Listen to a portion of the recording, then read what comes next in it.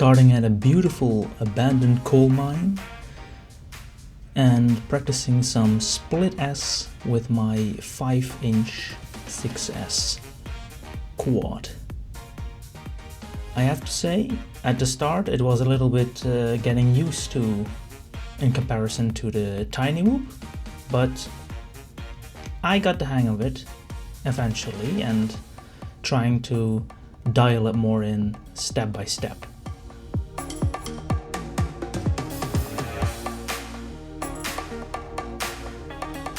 That one was a bit of a two-parter.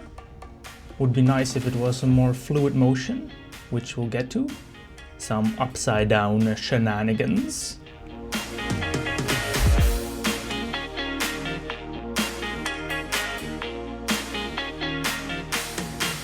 Keep trying to get it better and better, smoother and smoother, and faster, and juicy and juicier. Decent. Another shaft throttle gap of the abandoned coal mine. It looks very poety. And again, the split S's.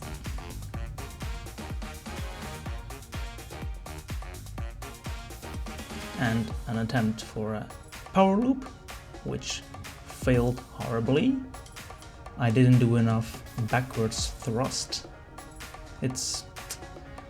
The camera angle is still pretty low here.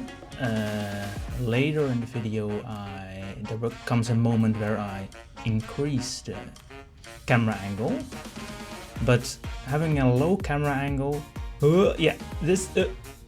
that was like the most sketchy gap I've taken, and it was pretty nerve-wracking with the 5-inch, but I survived it, as did the drone, so I'm happy with that.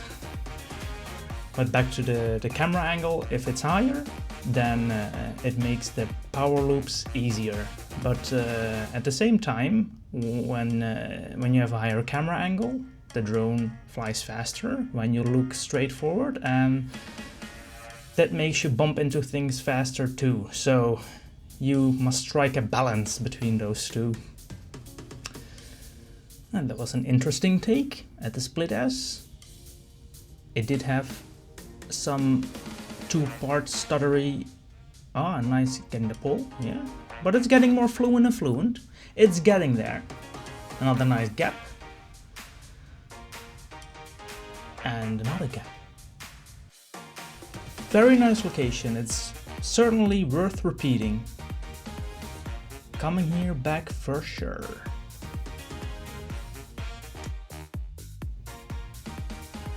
Nice. Getting some last split S's in before we move on to the next location. And yeah, seems pretty decent. Nice. Here we have a viaduct bridge thing with enough breathing room under it and over it. The power loops are still not where they need to be.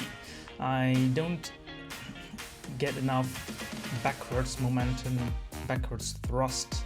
I don't have enough courage to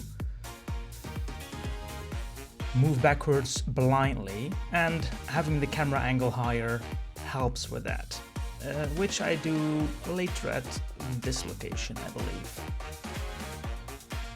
And then I get some power loops which do actually count as a power loop. As you might have noticed, up until now I'm doing the split S's counterclockwise to the left. Right now I'm beginning to practice it to the right too, clockwise. And I have to say, it rather surprised me how well they went.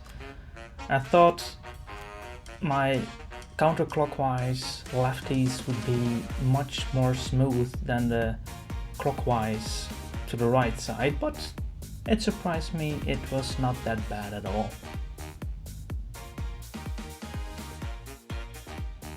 And quite happy with this location as well. Surely is worth repeating too. It's pretty difficult. It cost me quite a lot of time to find proper locations, like locations without big hazards of water or traffic.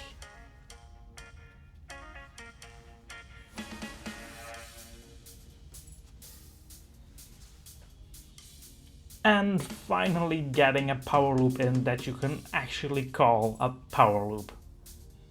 And believe here we get another one.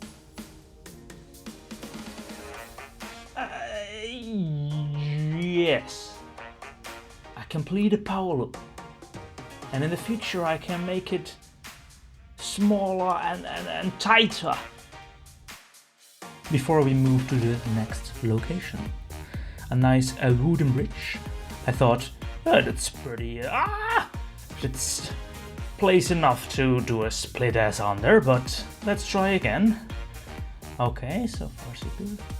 Whoa, that went pretty close to the water. I'm not doing that again. Let's move on. It did deliver quite nice footage though, but let's keep it safe. No big shenanigans. Little sort of wall run dive thing, and proceed.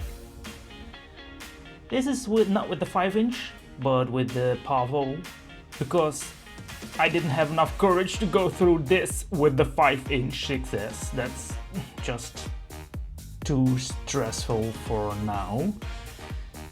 Let's continue this little river.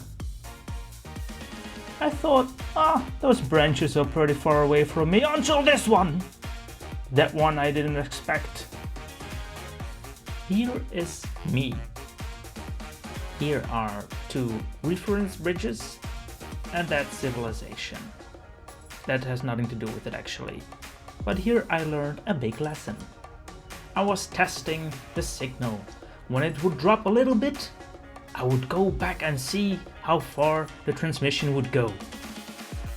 And then I lost it.